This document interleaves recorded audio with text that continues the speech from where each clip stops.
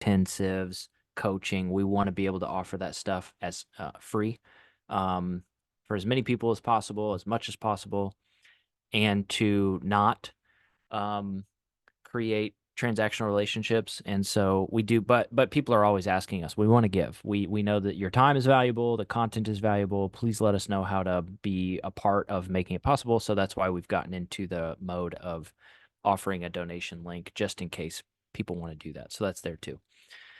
Um, I'll go ahead and get started.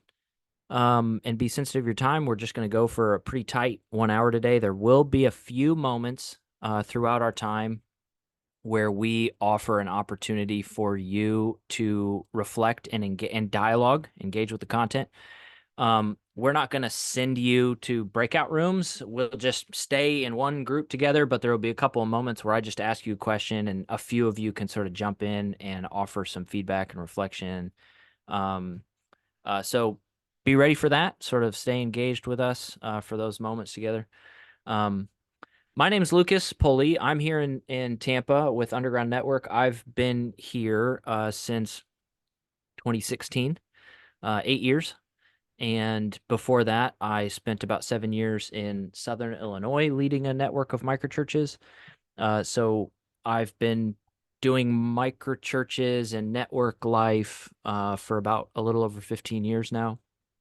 And um and I'm still I'm not just on the network side. I still lead a house church. We've stayed practitioners the whole time. And so I still live in the central east side of Tampa in a Section 8 housing village where we have a little neighborhood house church that we lead together. We've been doing that for quite a while.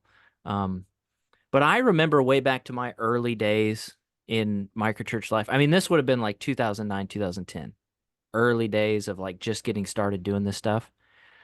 And my wife and I and a few other families, we were a part of a little neighborhood house church. This was up in Southern Illinois. And we were a few years into what people were calling the missional conversation, if any of you were a part of that. And we'd read a bunch from Alan Hirsch and we'd read some from Mike Frost and Brad Briscoe and Lance Ford, and we're sort of waking up to the idea of incarnation and the mission of God and being sent people, being missional people. And so our house church, I basically was just talking with our house church about being missional people for like months. It was like every week we were just talking about it.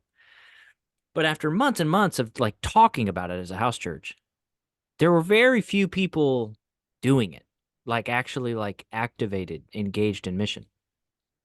But there was another house church that was sort of part of our community that wasn't terribly far away.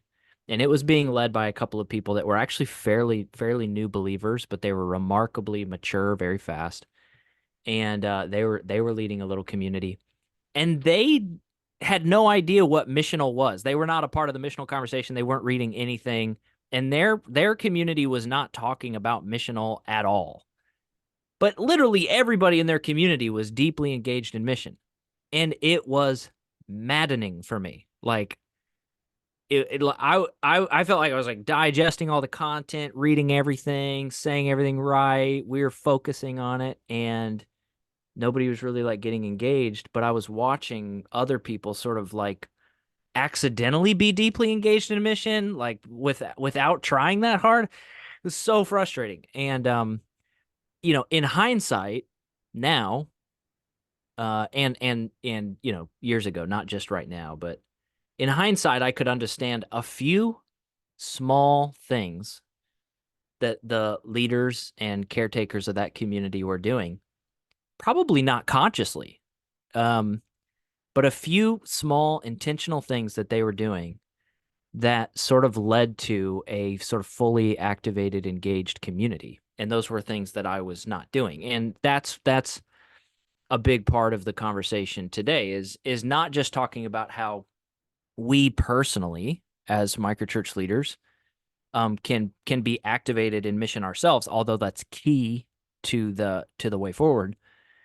But not just how we get activated, but how do we activate others? How do we see others move from being potentially missional to actively engaged in mission? How do people make that shift? What's our role to play in that shift, in that activation? And how do we play our part? Well, that's the big sort of topic for our time together today. Um, I'd love to just start off with just asking of you. And again, we're not gonna have time for everybody in here to be able to share, but I'd love to just ask you, um, what are some of the barriers that or experiences that you're having right now in microchurch life around this idea of activating others? Are you um are you seeing people in your microchurch be activated? Do you feel like you have a handle on how to go about that, or it's sort of happening despite you, or um, is it, or are you sort of hoping that you might see more of it and wondering how to see more of it? Share a little with me. What are you experiencing right now?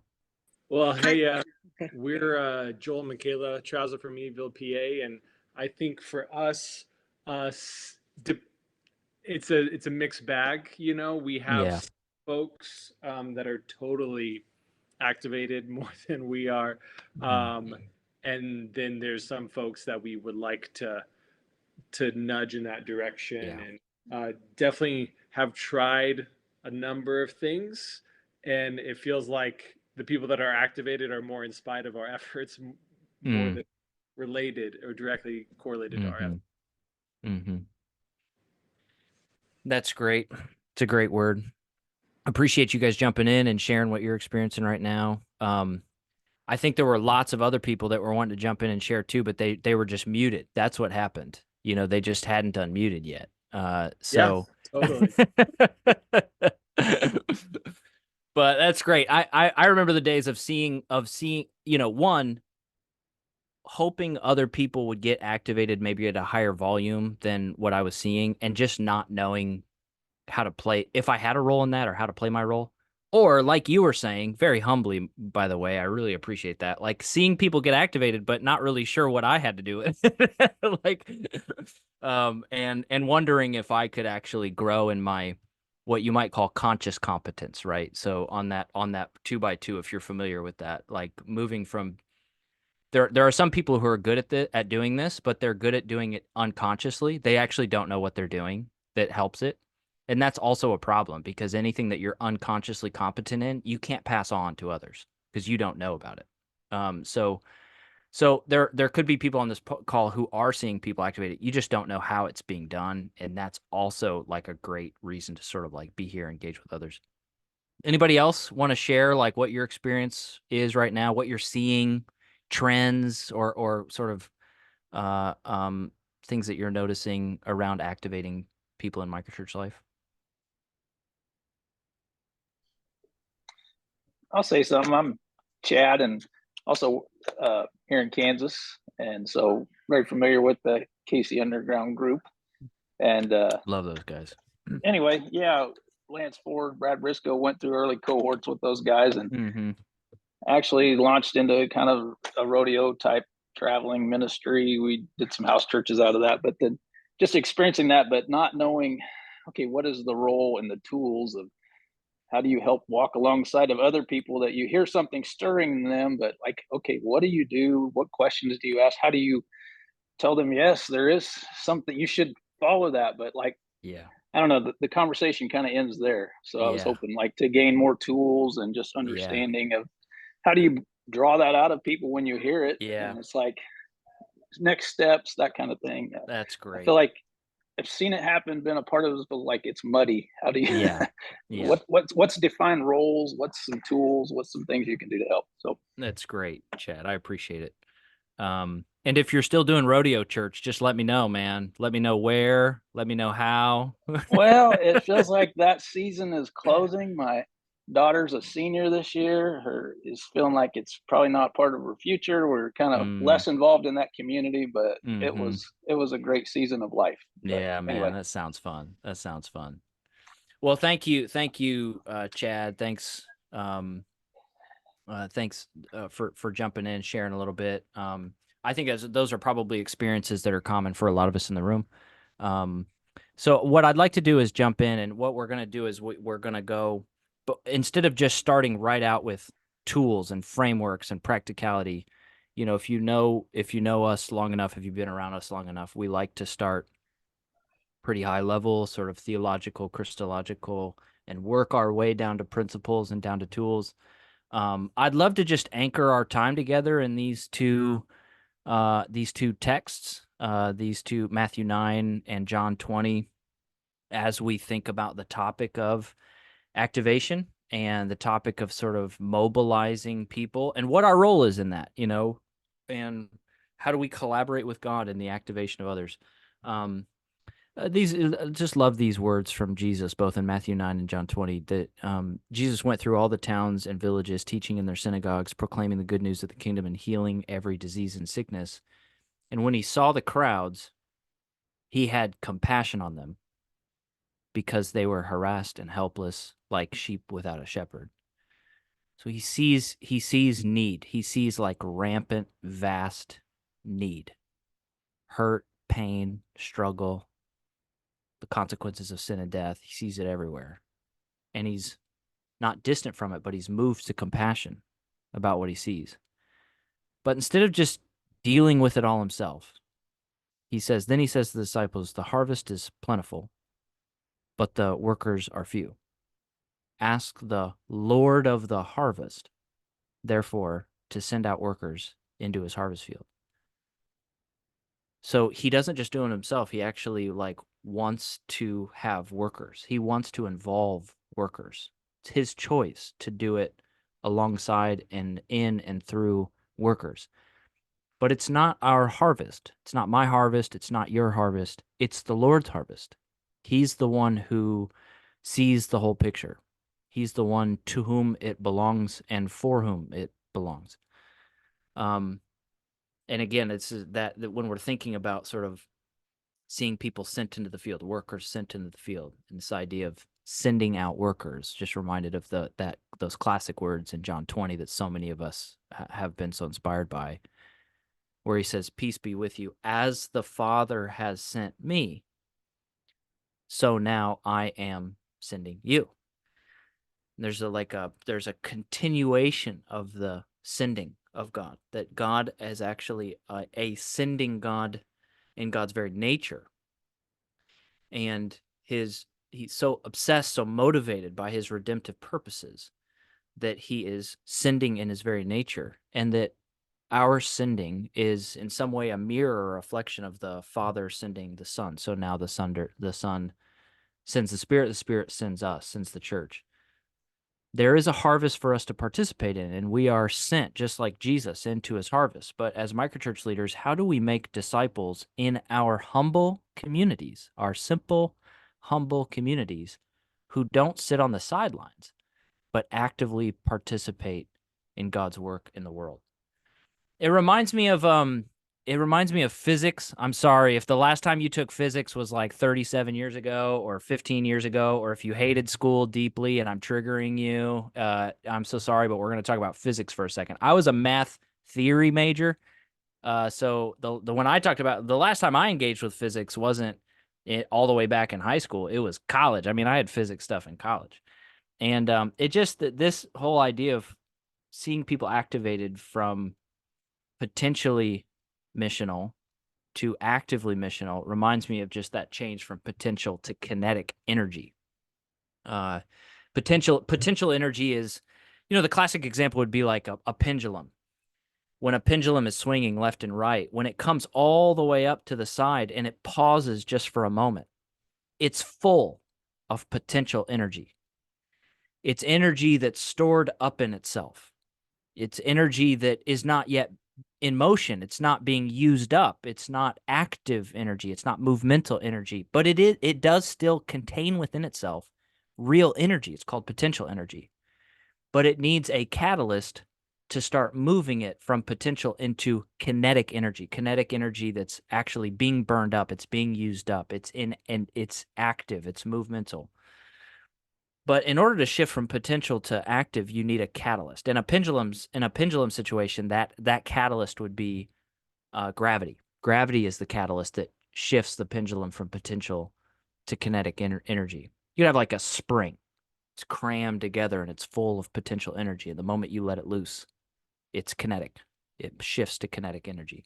You can think of a bow and arrow if you watch the Olympics. I was obsessed with the Olympics. But if you watch somebody pull the bow all the way back and they pause for a second, and they have like 13 different sets of glasses on their face while they're trying to, decide where to unleash that arrow. And that bow and arrow is full of potential energy, and it needs a catalyst to transition it into kinetic energy.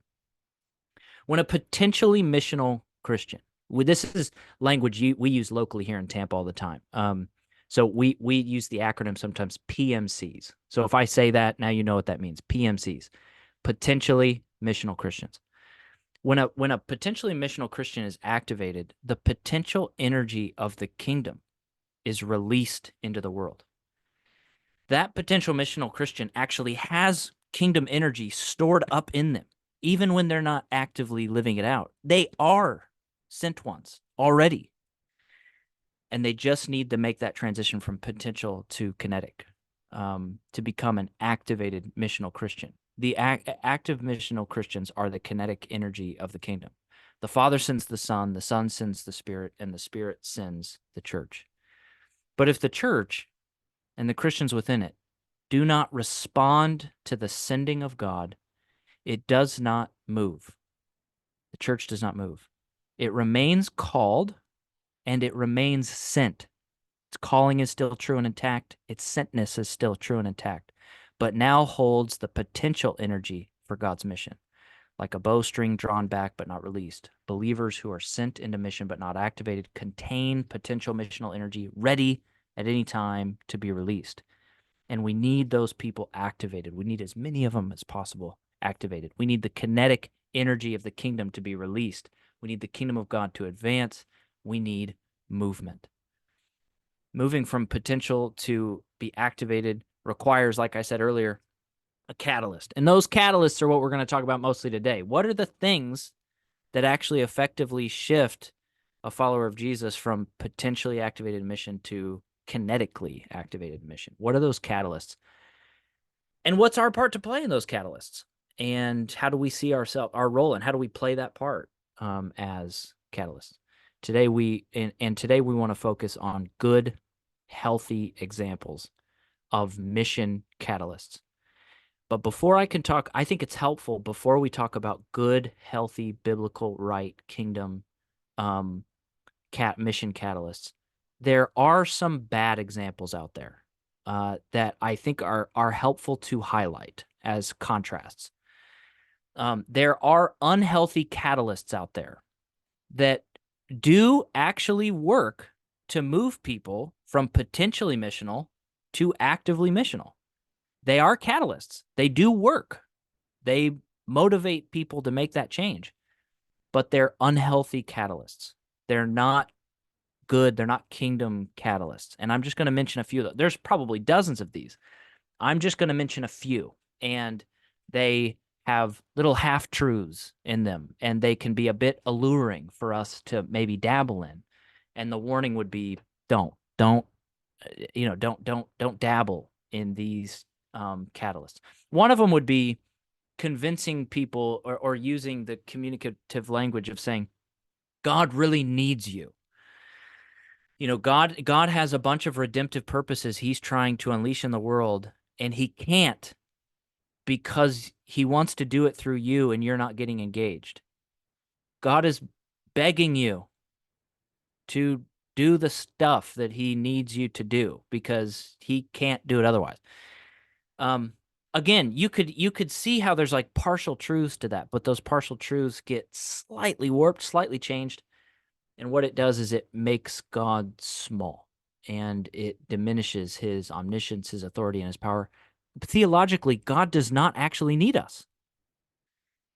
He chooses to use us and to invite us in to his kingdom purposes. And he's actually always at work, even when we're not activated, in ways that we can't see, know, perceive, understand. And when we start to lean in from potential to activated, it's not that we're doing a new thing that God wasn't doing before, but we get to join in with what he has already been doing. We get to see and discern what he's been up to, what he's been doing and saying, and join in with it. So God doesn't need us. That's a bad catalyst to try to get people motivated into activity. A second one would be that people need you, that people are hurting, people are lost, people need resources, they need help, they need advocacy, they need championing. People need you. And those people are suffering and in pain, undue pain, because you're sitting on the sideline and you won't get activated. Again, there's little bits of truth in there, but it produces actually, on the whole, a lie. People don't need you. They don't need me. They don't need us. They actually need Jesus. They need the resources of the kingdom. They need new creation. They need divine help, divine counsel, and they need the supernatural resources of God that he has made available via his church and his people. But ultimately, it is a need for him, not us.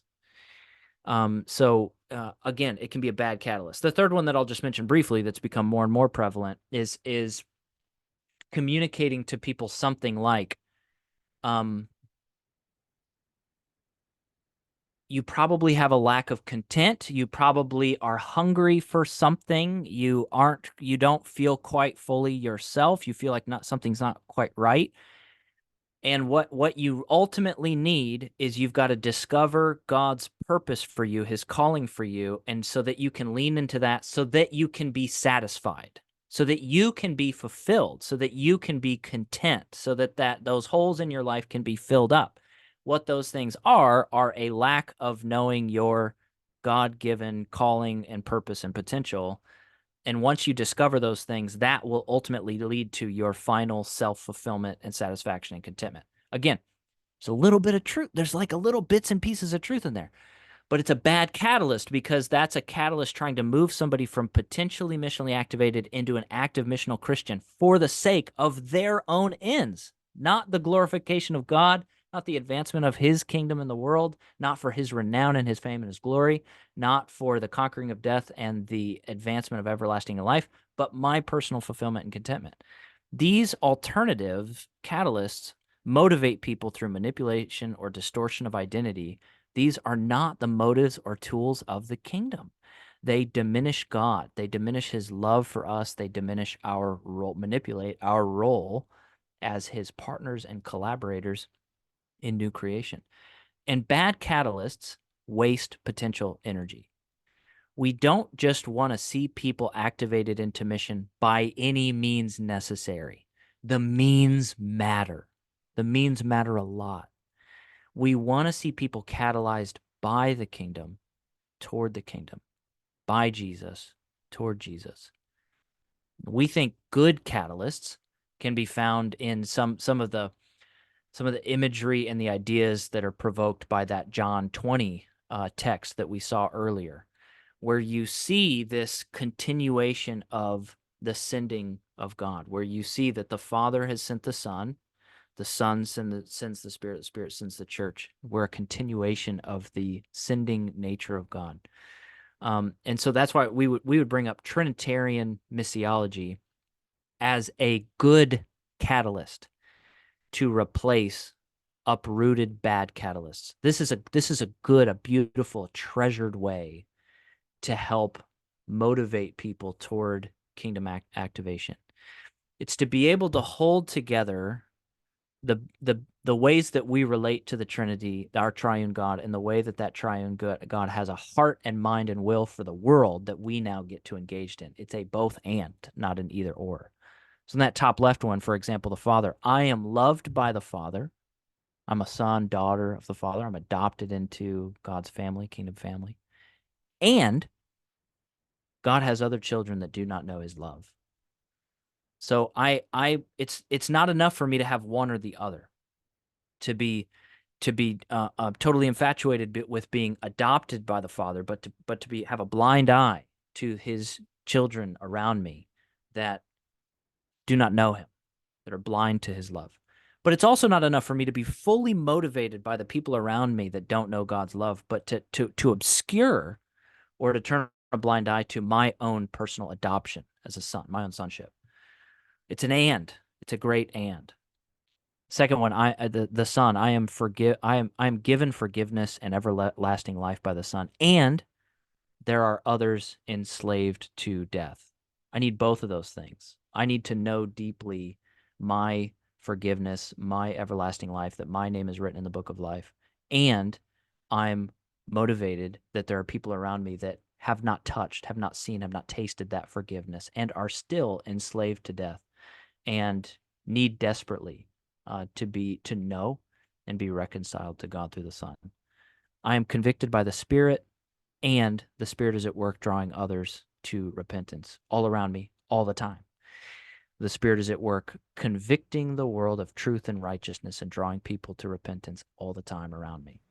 And I've been awakened by that conviction and in union now with that Spirit. But it's not all for me and for my sake. It's so that I can actually be attuned to the ways that he's at work around me. We are sent not by God's need. Our sentness is not a result of our submission to the needs of the world that we can fulfill or the need of God for us to go. We are not in submission to need. Our sentness is not an implication of God's need or our own need. Our sentness is an implication of who God is, his character, his triune nature. He's the source and the destination of our sending. He's the catalyst and the recipient of our commission. So I'd love to just have a brief reflection here. Again, not all of you have to sort of chime in, but I'd love to just hear from 2 or 3 of you. Have you seen, people around you in microchurch life? Have you seen people be catalyzed by bad catalysts, bad motives, unhealthy catalysts, unhealthy motives before? Has that been something that you've seen? Do you see any of those counterfeit catalysts as more prevalent right now than others? Like, does one of them seem, and it might not, the 3 that I offered aren't comprehensive. There might be others that you can think of, but do you see one of those as more prevalent in our time, or people in your life have been more susceptible to? Would love to just hear your thoughts on either of those. Yeah, I'll share. I've definitely been a bad catalyst myself. So I think just out of not necessarily saying, hey, God needs you, people need you, but definitely using that third one before, like, man, if you just know your calling, then you'll be able to pursue it full throttle. Yeah. And any time, especially in the past, that we've tried to send people ourselves by, encouraging them with scripture or just missional ambition, usually as the going gets tough they get going, and Yeah. it Yeah. just it falls to naught, right? Yeah. But as we've learned over time, as people hear from God themselves, like, this is my assignment, this is what he's asked me to do, then it's just giving them the encouragement they need to take obedient steps, 1 and 2, and they're off, and we can Yeah. just be an encouragement, a cheerleader for them. So anyway, yeah, definitely seen that It's a firsthand. great reflection, Tom, and I appreciate the vulnerability. We were having this similar conversation to this last night with a handful of leaders, and same thing. There was a handful of us on the call, me included, that were basically saying, like, I've done this. I know times in my life where I've sort of leaned too heavily into these ideas and really tried to motivate people with some of these catalysts. And you're exactly right, Tom. It's a bad catalyst because it wastes potential energy. You catalyze them with a bad idea or a bad motive, and they're either not going to get fully engaged, or they'll get engaged briefly, but it's not enough to persevere, to get the full kinetic energy of the kingdom, over a lifetime. Perseverance. What a great reflection. And us too, man. You're not alone. I know we've done that stuff too. So others, Yeah, I'll go. go ahead, Wes. Um, I think this fits here, but we've all seen these, used these, or done these. But the thing is, too, is then the opposite reaction to this. then people will try to figure out how to get out of that paradigm. And sometimes the remedy that they're trying to use is because something like this has been offered as a non-gospel, a non-Trinitarian mission sent. The remedy is often what they try to do is often not gospel, trying to fix these become worse. Like if it's champion advocacy and they're doing that, that burns them out so bad, and then they either burn out totally or get disengaged with the mission. Like when we trail these out with people and release them, then most times I don't hear them rebound back to the gospel if it's not been taught. They come up with a false remedy that's just as bad or worse than the original. So these speak to me a lot, because I think starting people on the healthy path will keep them from doing that, giving up, and we're often setting them up for a greater failure in this pursuit. Yeah, really good word, Wes. Really appreciate that, brother. Really appreciate that. I know. Our good friend Dr. John here. I saw your hand. You were clicking your hand up, I think. So I missed you earlier, but I don't know if you had a couple things you want to say. Yeah, I think clarifying those wrong motivators is really, really significant. And I think some of us do them because that's what's been passed down to us. That's what we've seen modeled by other people, you know, to try to get volunteers and motivate people out of either guilt or feeding that sense of personal, you know, the search for significance, like God, or obligation, right? So obligation is God needs you, like, oh man, God needs me, I need to do something. Or the search for significance, like, here's your purpose. And this is, so you end up leading people into a self, like you said, it's a self-focus for that. And then when something gets hard, then they just go and search for another source for that. That's right. And abandon the mission altogether. So that's right. That's definitely seen that. That's right. Thank you so much, brother. Good to see you, by the way, man. Good to see you, brother. Let me jump in and keep us going here. This is super helpful conversation. It's great to hear from you that you've got some similar sort of vantage point echo on some of this stuff, that so it's like trending stuff that we can sort of see, oh, this is beyond individual context. It's like we're seeing some of this stuff and seeing some of the outcomes of it. But we can start to get a little bit more John, go ahead. Just real quick, real succinctly. If we lead with those other false motivators, then we make ourselves the mission instead of the actual mission. Yeah, that's exactly right. That's the flip. We that's make exactly ourselves right. the mission, and it doesn't hold. It doesn't stick. That's exactly right. We take the harvest away from the Lord, and we put it in someone else's hands, either our hands, or we put it in something else's hands. But the harvest belongs to the Lord. That's exactly right. Yeah, if I'll push us a little bit toward like some practical sort of thinking through, what does this mean for us? How do we actually like not just replace a bad root with a good root, but how does that actually start to go root to fruit? We start to live out of these better catalyst motivations. If the sending is from God, the harvest belongs to God, and the sending is from God. God is the source of our sending. Where do you and I, as microchurch leaders, exist in the activation process? Do we have a role to play at all?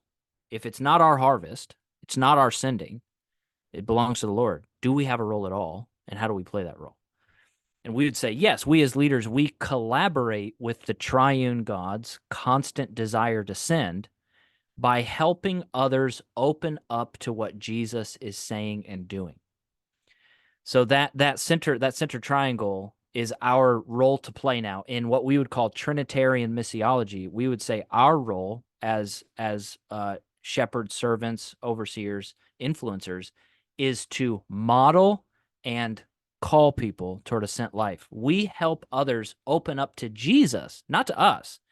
We help others open up to Jesus by modeling a sent life, a life that's obsessed with seeing what the Father is doing, hearing what the Father is doing, and joining in.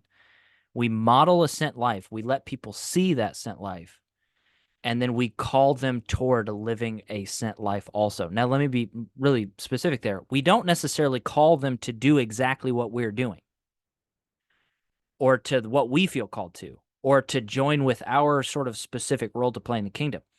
But we do have to invite them into a posture of sent life itself, to also join in with listening to the Father and surrendering entirely to everything he says as our spiritual act of worship. We help open their eyes to see God's love for them and for others outside the kingdom, open their hearts to hear his calling for our next steps of loving obedience, and open up their lives and their imagination to serve others inconveniently in the way of Jesus. We love that word inconvenient because similar to what Dr. John was just sharing with us, you don't totally know if you're in submission to the sending of the Lord until it becomes inconvenient. As long as it's convenient, we're in. Like, it's all good. But once it becomes inconvenient, when the rubber meets the road, that's when we know. We have a part to play to activate potential missional Christians, but our role isn't to convince. Our role is not to convict or to force or to predict or to overpromise. We can help people open up to Jesus through modeling and invitation. So 3 possible practical methods that we can experiment with as leaders. And these possible methods fit in 3 big buckets. I'll tell you what those big buckets are right now, just so that you can be keeping track. Those are to discern, help people discern, to risk together, that's the second bucket, and the third one is to equip. To discern, to risk together, and to equip. So the first one on discerning together, and again, this is going to feel, for some people pretty basic pretty early on, but I think these are super helpful tools to help people sort of discern their place in God's mission, but not just as individuals, but to do some of these discernment practices as a community. 3 really helpful ones is intercession, social mapping, and listening prayer. Intercession would be praying not just individually, but communally, having moments where we gather to communally pray in intercession, to explore and join in with God's heart for outside of us, for the city, for the neighborhood, for the workplace, for the gym. It's basically that prayer of kingdom come on in the neighborhood as it is in heaven, on earth as it is in heaven, at the college campus as it is in heaven, in the high school as it is in heaven. And we're exploring what would it look in intercession is sort of imaginatively exploring what would it look like if the kingdom did come, and then asking God for those things to happen, like joining in with God's heart outwardly for the places that he's called us to. I think practicing intercession as a community is a really good catalyst that can shift people from potential to activated. It's a good precursor. The second one is a tool that that some of you have probably used before. You might call it network mapping. We call it social mapping. It's a tool to help people discern how God might already be at work in their pre-existing social fabric. So we're going to show you an example of a social map. This is just one that we just drew up really quick just to show you what we're talking about. Social maps are super helpful because when people start to make the shift from potentially missional, but they start to open up to like, oh, God is there. God is at work. God wants to send me to proclaim and demonstrate the kingdom of God and to potentially be a disciple maker. He's equipping me. He's calling me. Sometimes when they're in that space, when they're making that transition, they might immediately imagine that who they're called to or where they're supposed to join God is among a people that they don't yet know. I've got to go find a new group of people. I've got to go to a new place. It's people I don't know yet. But that's almost never the case. And a lot of times people aren't immediately open to the possibility that God might have actually already prepared them and placed them among a people group and is now awakening you to the possibility of being a missionary among those people. So social mapping is just is a tool to help you lay out all the people, all the relationships that you currently know, your existing social fabric, and then looking at those social networks with a fresh pair of eyes to be able to say, God, what are you doing and how are you inviting me to join in? So a way to do that is through these 3 tools, by starting with domains and then moving toward places and then getting to names. It's not very helpful to just lay out and say, hey, draw a bunch of bubbles with every name of a person that you know, because people will get stuck. So it's helpful to start out with domains, just like what are the domains of life that you exist in? Your workplace, your neighborhood, the sports leagues that your kids are in, the gym that you go to, the coffee shop that you frequent? What are the domains of life that you're typically being carried through where there's relationships that you have?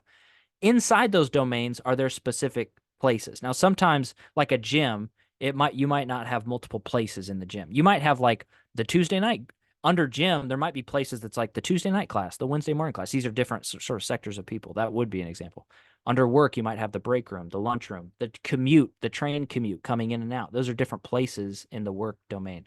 But it's a good way to sort of help people map out all their existing social relationships and then to ask the sovereign God who placed them in those relationships, might you be sending me? Might you be highlighting for me some of the people that you're already at work in, that are already waking up to you?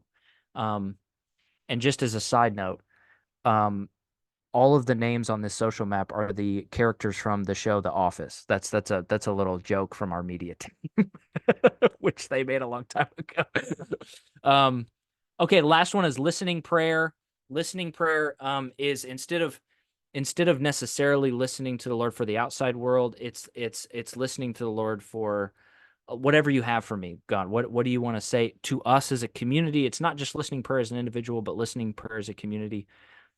A precursor activated. I'm so sorry, my mic just messed up. Am I good? A precursor to being activated is knowing how to hear God's voice, even when he's not saying something about mission or calling or sending. It's just a hunger to hear the Lord's voice and respond actively to it. So listening prayer is a helpful tool just because it helps people work that muscle of hungry to hear the Lord, hungry to respond actively to him in a rhythm of trying to learn how to hear from God. The second bucket is risking together. Similar to that group that I was a part of years and years ago. And if you've ever been a part of a group where it's like, gosh, we've got to get activated, we got to do mission stuff together, and you get a year in and nobody's really doing anything, I think that's an example of how whether your microchurch is 4 people, 8 people, 12 people, 20 people, 30 people, whether it's small or big, your microchurch has a culture. It has a culture. And your culture can be your best friend or your worst enemy. Your culture can agree with your vision and your words, or it can it can eat your vision and your words for breakfast, right? So we need to try to pay attention to creating a missional culture, an activated, expectant culture, a culture that normalizes missional activity and missional risk, a culture where it's normal and standard and like a good type of social pressure that everybody's sort of like deeply engaged in mission. If you're not, you're not being shamed by that. That'd be a bad culture. You're not being judged by that, but you're sort of like hungry and motivated to find a way to get in the foxhole with people. You can do this. You can build missional culture through shared experience, shared memory, shared language around mission. And a few ways to do that would be through something like group outreach. Group outreach is really easy to do if you have a mission-specific microchurch. If you know that language from us, that's a microchurch that is communing around a shared sense of calling and purpose to the same people group. So a lot of times built-in group mission and outreach is easier to do with those people because it's usually the foundation of their sort of microchurch life. But sometimes if you have a distributed house church or an incubator house church where not everybody feels called to reach the exact same people group, that's when group outreaches can become a little bit tricky. You're not sure if you should do it or if it's going to pull away from what people are focused on or what the frequency should be or what makes sense. But my encouragement would be to find a way to do group outreaches, even if you're doing like a distributive or an incubator house church, because it's so healthy toward creating a missional, expectant, activated, risk-taking culture. I've got plenty of examples of how that can look that we've tried or we've seen people do that seem to be super effective, sort of flywheel experiences. I can share about those more. Where I'm going to try to preserve some time at the end for Q&A. Just, earmark it if you want to ask about that. The second one would be prayer walks.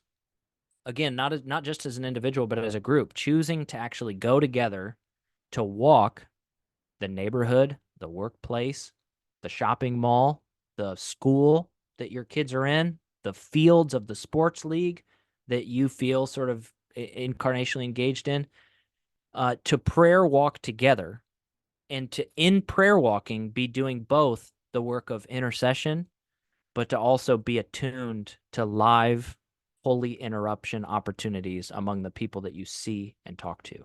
That can be another great experience for a microchurch in helping people get activated. It's an easy on ramp. It's a low ask. It's a risk that people can handle, even if it feels like a stretch to them. It's a good stretch. The third one we would say under risk together is goal setting for outreach and peer coaching. So I just think it's good, not every week, but once every quarter, once every trimester, something like that, for the community, the sort of extended spiritual family that you're walking with, whether you call that a microchurch or a missional community or whatever, to be able to sit down together and have a very intentional conversation about people's outreach goals for the upcoming 3 or 4 or 5 months. Whether those goals are like, even if they're micro or macro, if it's like, I want to share my faith 4 times a week with people on my block or something like that. Or if they just say, if I could just throw one block party and that is at least half full of non-Christians that are in my neighborhood or my workplace or something like that, and that's their goal, that's great. Like, no matter how micro or macro, no frequency or whatever, just having people vocalize mission-oriented, outreach-oriented goals that they hope to accomplish and being able to name those in community, coming out of a sense of discernment and hearing from the Lord, what that does is it creates a context for the whole community to be involved in support, mutual support. Do you need our help with that? Can we help with that? Would it be better if we did it together? So there can be mutual support. There can be encouragement. There can be peer coaching along the way. Over the next 3 months, suddenly you have all the content you need to be able to do peer coaching on certain nights, to be able to say, well, how's that looked for you so far? If you haven't done it, let's talk about what the barriers are. Let's debrief that experience, that kind of stuff. And you can do that as a community. And honestly, a huge one is accountability. Like you said that you wanted to do that. We all heard it. Like, if you didn't do that, there's no shame or judgment, but let's talk about that together. So I think there's a lot of people who have all the best intentions in the world. They just don't have accountability, and that stuff just gets crowded out of their schedule and their time and their imagination. And all they need is the good godly gift of accountability to actually implement some of the stuff that they really do want to do. The third broad category is the equip category. So discernment, risk together, and equip would be the big final bucket here. It's training people toward real learning. And under equipping, there can be education, although, let me clarify, education is the lowest form of equipping, like monologue or sort of teaching for 30 minutes or just focusing on head. Like, do you understand the concept? Do you understand the tool?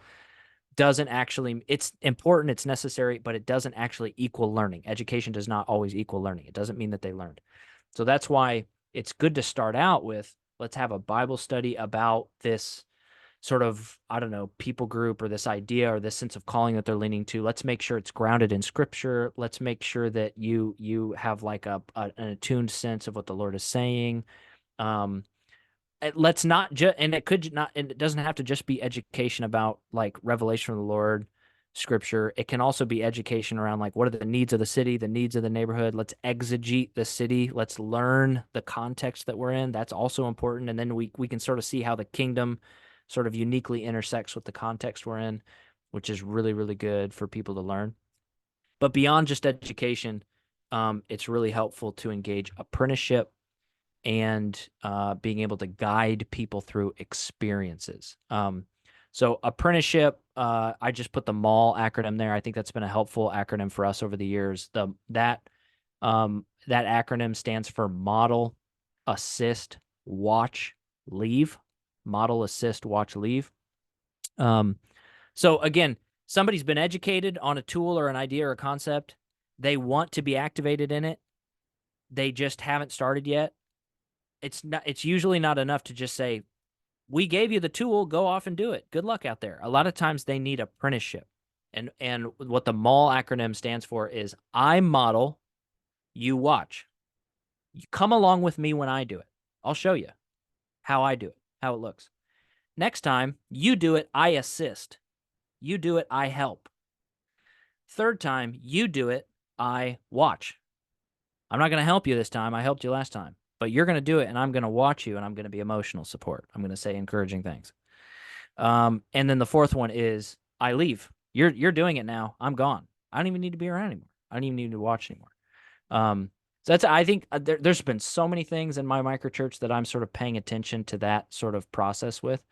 The third one, experience, is again, it's not really apprenticeship. It's just guiding people through the experiences that they're having. Where we would say the cycle there is hear, respond, debrief. Hear from the Lord. Through the scriptures, hear from the Lord through prayer. You're sort of hearing from the Lord. You're responding actively to what you're hearing, and then we debrief. And a lot of times for people to go through a discipleship cycle like that numerous times, they need to have a leader that's functioning as a guide or a facilitator of that learning, or else they won't catch all the learning. They either won't respond actively, they won't dream of the ways that they could or should respond actively, they won't follow through with responding actively, or after they respond, they won't debrief, and debrief is critical to catching the learning. So those are just a couple of helpful tools that so many of our microchurches deploy either consciously or unconsciously on a regular basis, helping people not just in their headspace, education, but in apprenticeship and experience. And I'll just show you this last slide. It's a multiple week example.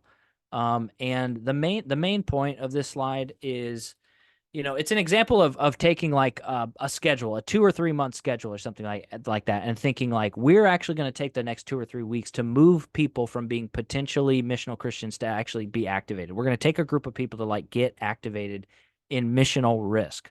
And we're actually going to think about what it looks like to be in the education space. We're going to think about what it looks like for us to apprentice with them, to do some model, assist, watch, leave. We're going to actually think about the experiences that they could engage, that we could guide them through. Now, it's less about, don't take this thing and just do it one-to-one. This is just an example of like leaders like you and me actually have to think of these types of things to do this really well, because activating people takes intentional imagination and design. It does not happen by accident. It happens with intentional imagination and design with something like this. It doesn't have to be exactly like this, but something like a semester plan and how your gatherings are going to look, and then how your in between gatherings, your lunches and your coffees, and how your communication systems, if you have like a WhatsApp group or something like that, or a text thread. It's like this stuff has to sort of be infused in everything in like an overall intentional designed way. So I'd love to just hear again, not all of you can share. We don't have time for that, but what I'd love to do is to just hear it from a couple of you, 2 or 3 of you.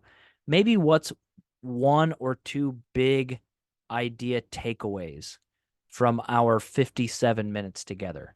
When you get an hour of sort of content like this, it's hard for you to take. If you try to take away 5 ideas, you won't take away any ideas. There's usually 1 or 2 things that the Lord is really putting a thumbprint on, saying, "Man, that's for you right now." Is it maybe the bad catalysts, or versus the Trinitarian missiology being our primary motivation? Is it just a couple of like really practical ideas, like apprenticeship, super helpful, model, assist, watch, leave, intercession, super helpful, group outreaches, that's a great idea. What's 1 or 2 big ideas that you're taking away from our time together? Would love to hear from a few. Yeah, I'll share. I think I love the possible methods that you guys broke down: discern, risk together, and equipping. We do some of these things already, Mm-hmm.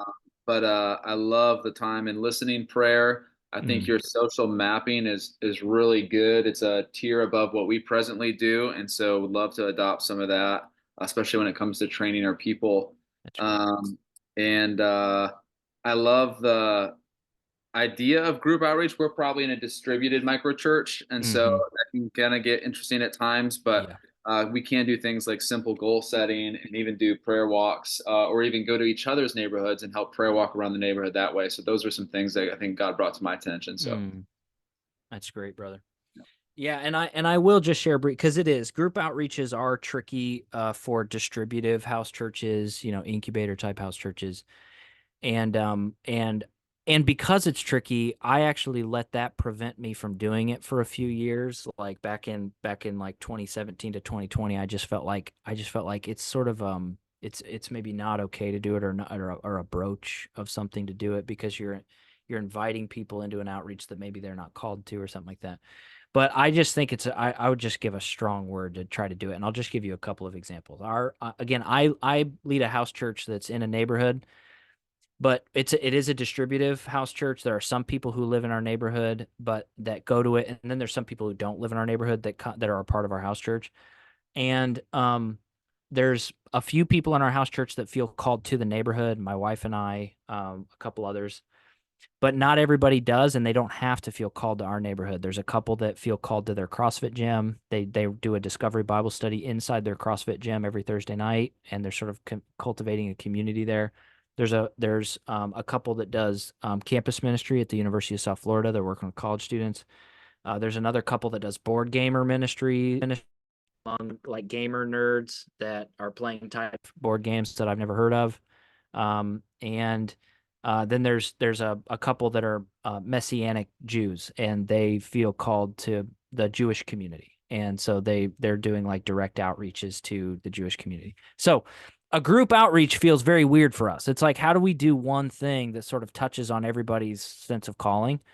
And but so that's looked different in the past. There's been some times when we've done once a month, a Saturday morning, where we find somebody on our block in the neighborhood. There's a lot of dilapidated houses in our neighborhood. So we would find a neighbor, and we would tell them, hey, if 15 to 20 people showed up at your house, 8 a.m. to noon on a Saturday, and they just wanted to go to work doing anything that you needed done, what would you need done?